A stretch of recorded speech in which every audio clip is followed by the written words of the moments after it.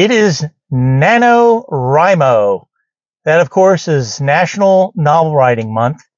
And traditionally, November is the period of time where we need to get back to writing a novel. So, as you may know, I write novels as well as have this YouTube channel. And I've got a tip for you today that I think you might find interesting. But first, I want to say I believe something wonderful is about to happen for you. So be on the lookout for it. And now back to the video.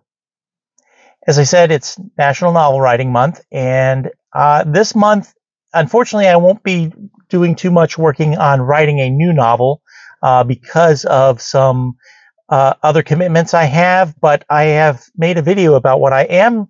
I made a video about what I am doing, and I've linked it up here for you to give you some more information on that. But today I wanted to give you a writing tip that I think you might find useful and that I would find useful because it's something I have to keep reminding myself. And I think the best way to describe it is to first tell you what reminded me of this.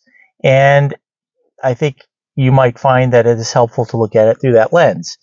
The song Band on the Run by Paul McCartney and Wings came on the radio the other day, and it made me think of this particular writing point. It's a great song, and I would have it in the background for us here, but YouTube wouldn't let me do that, so we're not going to do that. But you know the song, and if you don't know it, please listen to it. But the thing that I wanted to point out with regard to Band on the Run is, as far as I know, Paul McCartney never tells us why the band is on the run. No idea. No background, not telling us what they did wrong. The only hint that he gives us is that there's a county judge that's held a grudge and that he probably will search forevermore. But that's about the best detail we have on that. And if I'm wrong about that, please put it down in the comments. But I don't know of any other detail about why this particular band is on the run and why this is brilliant and why I absolutely love it and think it works for a writing tip is because he never tells us why. Our brains are on fire. My brain lights up trying to figure out what did the band do to piss off this judge. And I fill in the blanks myself. I think of all kinds of crazy things. And this just makes the song sticky, as well as being great lyrics, great singing, great musicians. The idea that I don't know what they did, but they are on the run, that's so exciting. That is just, it's sticky, and the concept would work with our writing as well. What I'm saying is don't always tell the writer everything. And of course, I shouldn't even use the word tell because we know we should show and not tell. But even when you're showing, don't show everything.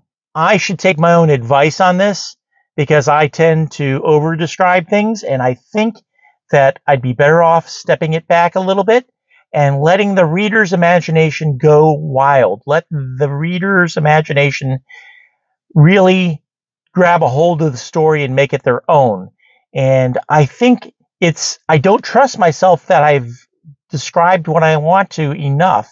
And I need to get over that and make sure I trust the reader and trust that I've told them enough that they can run with it.